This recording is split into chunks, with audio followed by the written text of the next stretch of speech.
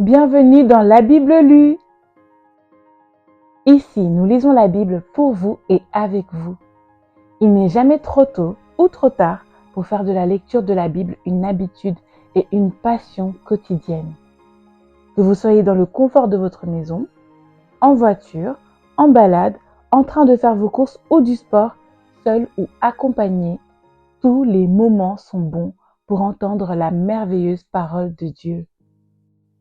La Bible lue tous les jours permet d'apprendre à mieux connaître notre Dieu et à nous laisser transformer par sa parole. N'oubliez pas de toujours demander au Saint-Esprit de vous accompagner dans votre lecture et de vous aider dans la compréhension de sa parole. Nous prions pour que votre foi grandisse, soit fortifiée et porte de bons fruits. Comme nous le dit l'apôtre Paul dans Romains chapitre 10, verset 17, « Ainsi, la foi vient de ce qu'on entend, et ce qu'on entend vient de la parole de Dieu. »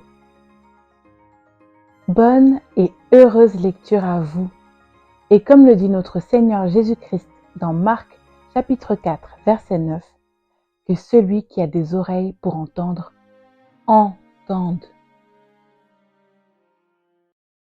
Jean chapitre 2. Premier miracle de Jésus en Galilée. Or, le 3e jour, il y eut des noces à Cana, en Galilée. La mère de Jésus était là. Jésus fut aussi invité aux noces avec ses disciples. Comme le vin venait à manquer, la mère de Jésus lui dit : « Ils n'ont plus de vin. »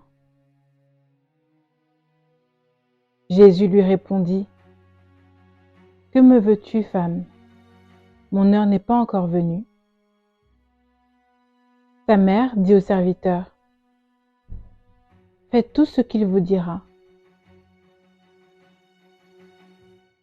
Or, il y avait là 6 jarres de pierre, destinées aux purifications des Juifs, et contenant chacune une centaine de litres.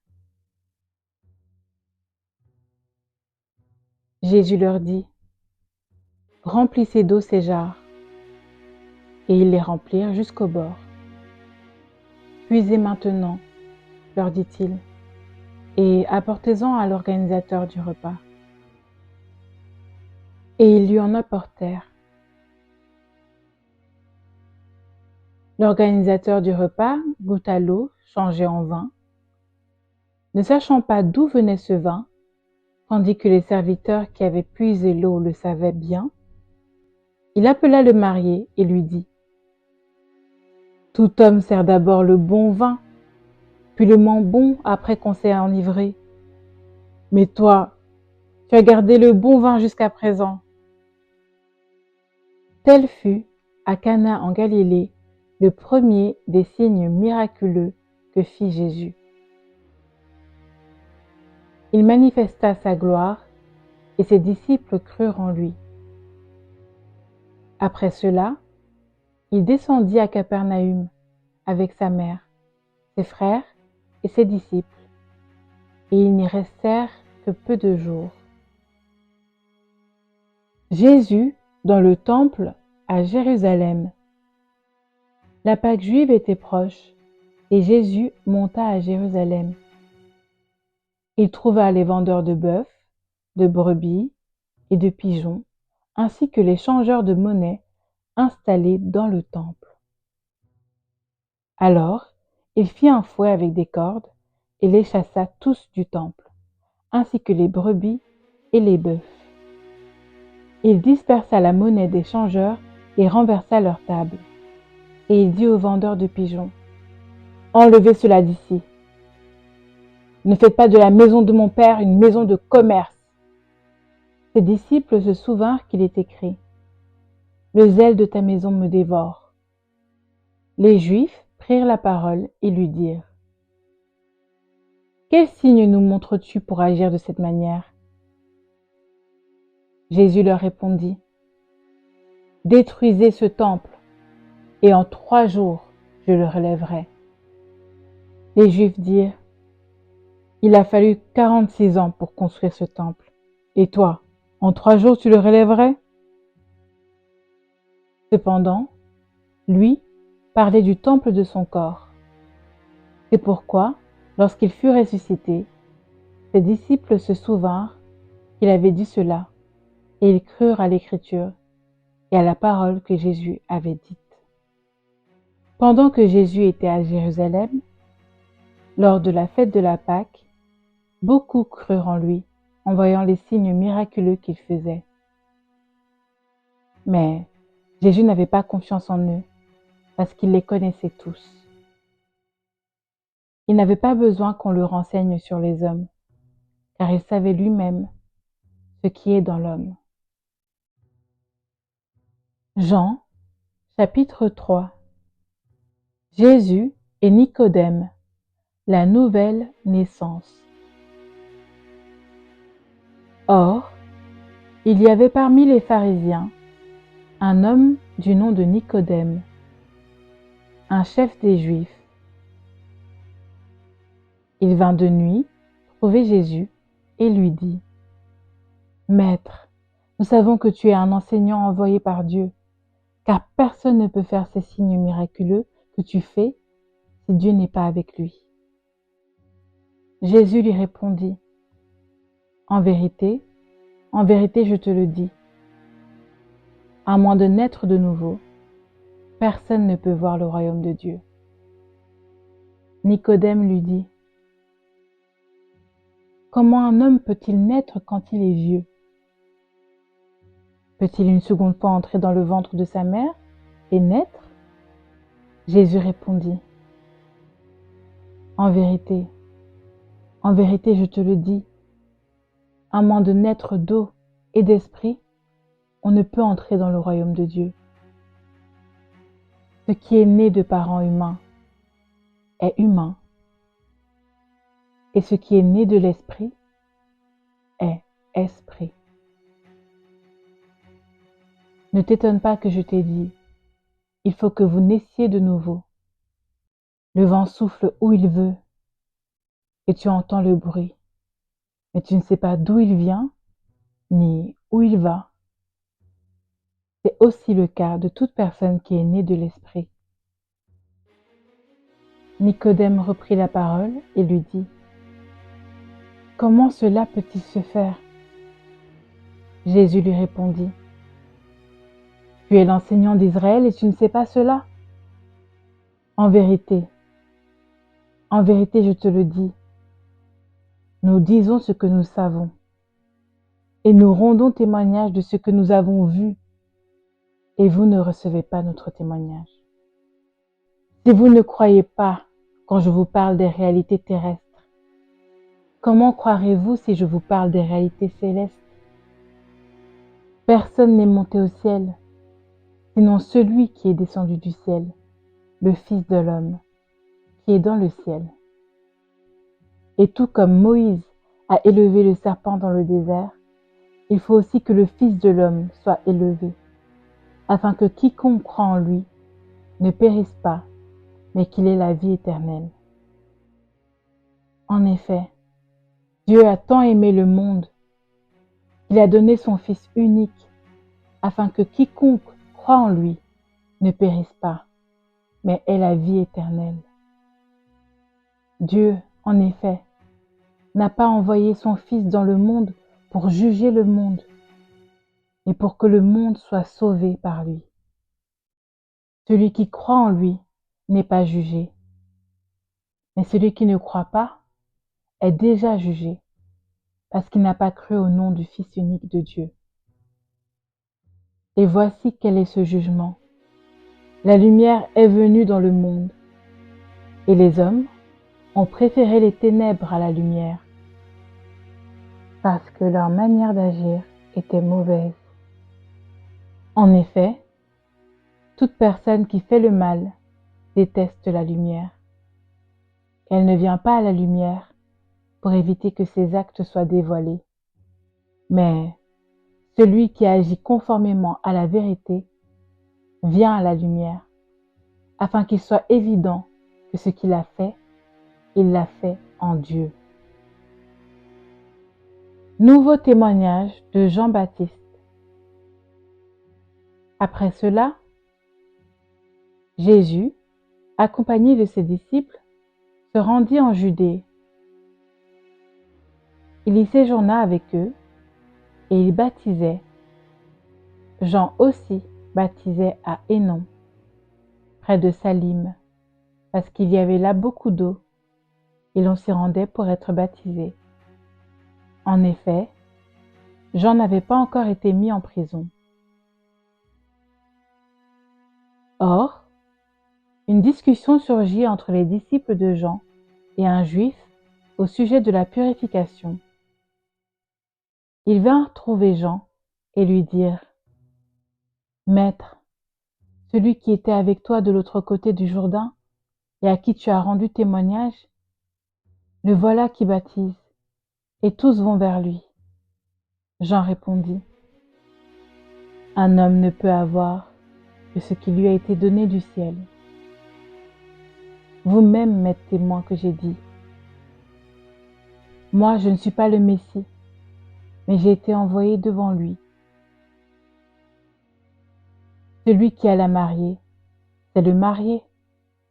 Mais l'ami du marié qui se tient là et qui l'entend éprouve une grande joie à cause de la voix du marié. Ainsi donc, cette joie qui est la mienne est parfaite. Il faut qu'il grandisse et que moi, je diminue. Celui qui vient d'en haut est au-dessus de tous. Celui qui est de la terre est de la terre, et il parle des réalités terrestres. Celui qui vient du ciel est au-dessus de tous. Il rend témoignage de ce qu'il a vu et entendu, et personne n'accepte son témoignage. Celui qui a accepté son témoignage a certifié que Dieu est vrai. En effet, celui que Dieu a envoyé dit les paroles de Dieu, parce que Dieu lui donne l'Esprit sans mesure. Le Père aime le Fils et a tout remis entre ses mains. Celui qui croit au Fils a la vie éternelle, et celui qui ne croit pas au Fils ne verra pas la vie, mais la colère de Dieu reste au contraire sur lui. Jean, chapitre 4. Jésus et la femme samaritaine. Le Seigneur apprit que les pharisiens avaient entendu dire qu'il faisait et baptisait plus de disciples que Jean. À vrai dire, Jésus ne baptisait pas lui-même, mais c'était ses disciples qui le faisaient. Alors, il quitta la Judée et retourna en Galilée. Comme il devait traverser la Samarie, il arriva dans une ville de Samarie appelée Sichar, près du champ que Jacob avait donné à son fils Joseph. Là se trouvait le puits de Jacob. Jésus, fatigué du voyage, était assis au bord du puits. C'était environ midi. Une femme de Samarie vint puiser de l'eau. Jésus lui dit : « Donne-moi à boire. » En effet, ses disciples étaient allés à la ville pour acheter de quoi manger. La femme samaritaine lui dit : « Comment, toi qui es juif, tu me demandes à boire, à moi qui suis une femme samaritaine ? » Les Juifs, en effet, n'ont pas de relation avec les Samaritains. Jésus lui répondit : « Si tu savais quel est le cadeau de Dieu, et qui est celui qui te dit : donne-moi à boire, tu lui aurais toi-même demandé à boire, et il t'aurait donné de l'eau vive. » « Seigneur, lui dit la femme, tu n'as rien pour puiser, et le puits est profond. D'où irais-tu donc cette eau vive? Es-tu toi plus grand que notre ancêtre Jacob, qui nous a donné ce puits et qui a bu de son eau, lui-même, ses fils et ses troupeaux? Jésus lui répondit, toute personne qui boit de cette eau-ci aura encore soif. En revanche, celui qui boira de l'eau que je lui donnerai n'aura plus jamais soif, et l'eau que je lui donnerai deviendra en lui une source d'eau qui jaillira jusque dans la vie éternelle. La femme lui dit, Seigneur, donne-moi cette eau afin que je n'ai plus soif et que je n'ai plus à venir puiser ici. Va appeler ton mari, lui dit Jésus, et reviens ici. La femme répondit, je n'ai pas de mari. Jésus lui dit, tu as bien fait de dire, je n'ai pas de mari, car tu as eu 5 maris, et l'homme que tu as maintenant n'est pas ton mari. En cela, tu as dit la vérité. Seigneur, lui dit la femme, je vois que tu es un prophète. Nos ancêtres ont adoré sur cette montagne, et vous dites, vous, que l'endroit où il faut adorer est à Jérusalem. Femme, lui dit Jésus, crois-moi, l'heure vient où ce ne sera ni sur cette montagne, ni à Jérusalem que vous adorerez le Père. Vous adorez ce que vous ne connaissez pas. Nous adorons ce que nous connaissons, car le salut vient des Juifs. Mais l'heure vient, et elle est déjà là, où les vrais adorateurs adoreront le Père en esprit et en vérité. En effet, ce sont là les adorateurs que recherche le Père. Dieu est esprit, et il faut que ceux qui l'adorent en esprit et en vérité. La femme lui dit, je sais que le Messie doit venir, celui que l'on appelle Christ. Quand il sera venu, il nous annoncera tout. Jésus lui dit, je le suis, moi qui te parle. Là-dessus, arrivèrent ses disciples, et ils étaient étonnés de ce qu'il parlait avec une femme. Toutefois, aucun ne dit, que lui demandes-tu? Ou pourquoi parles-tu avec elle? Alors, la femme laissa sa cruche, s'en alla dans la ville et dit aux habitants, venez voir un homme qui m'a dit tout ce que j'ai fait. Ne serait-il pas le Messie? Et ils sortirent de la ville et vinrent vers lui. Pendant ce temps, les disciples le pressaient en disant, Maître, mange. Mais il leur dit, j'ai à manger une nourriture que vous ne connaissez pas. Les disciples se disaient donc les uns aux autres, quelqu'un lui aurait-il apporté à manger? Jésus leur dit, ma nourriture est de faire la volonté de celui qui m'a envoyé et d'accomplir son œuvre. Ne dites-vous pas qu'il y a encore 4 mois jusqu'à la moisson? Eh bien, je vous le dis, levez les yeux et regardez les champs. Ils sont déjà blancs pour la moisson. Celui qui moissonne reçoit un salaire et amasse du fruit pour la vie éternelle, afin que celui qui sème et celui qui moissonne se réjouissent ensemble. En effet, en cela cette parole est vraie. L'un sème et l'autre moissonne. Je vous ai envoyé récolter une moisson qui ne vous a pas demandé de travail. D'autres ont travaillé et vous êtes entrés dans leur travail. Beaucoup de Samaritains de cette ville crurent en Jésus à cause des paroles de la femme qui rendait ce témoignage. Il m'a dit tout ce que j'ai fait. Ainsi donc, quand ils vinrent le trouver, les Samaritains le prièrent de rester avec eux. Il resta là 2 jours. Un bien plus grand nombre crurent à cause des paroles de Jésus. Et il disait à la femme, ce n'est plus seulement à cause de ce que tu as dit que nous croyons, car nous l'avons entendu nous-mêmes, et nous savons qu'il est vraiment le Messie, le Sauveur du monde. » Guérison du fils d'un officier. Après ces 2 jours, Jésus partit de là pour se rendre en Galilée, car il avait déclaré lui-même qu'un prophète n'est pas honoré dans sa propre patrie. Lorsqu'il arriva en Galilée, il fut bien accueilli par les Galiléens qui avaient vu tout ce qu'il avait fait à Jérusalem pendant la fête. En effet, eux aussi étaient allés à la fête. Jésus retourna donc à Cana, en Galilée, où il avait changé l'eau en vin. Il y avait à Capernaüm un officier du roi, dont le fils était malade. Quand il apprit que Jésus était venu de Judée, en Galilée, il alla le trouver et le pria de descendre guérir son fils, car il était sur le point de mourir.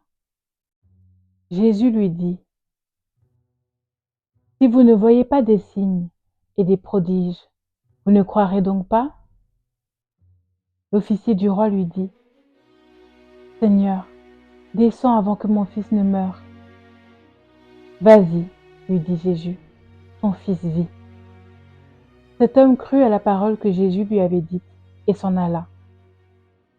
Il était déjà en train de redescendre lorsque ses serviteurs vinrent à sa rencontre et lui dirent : « Ton enfant vit. Ton enfant vit !» Il leur demanda à quelle heure il était allé mieux.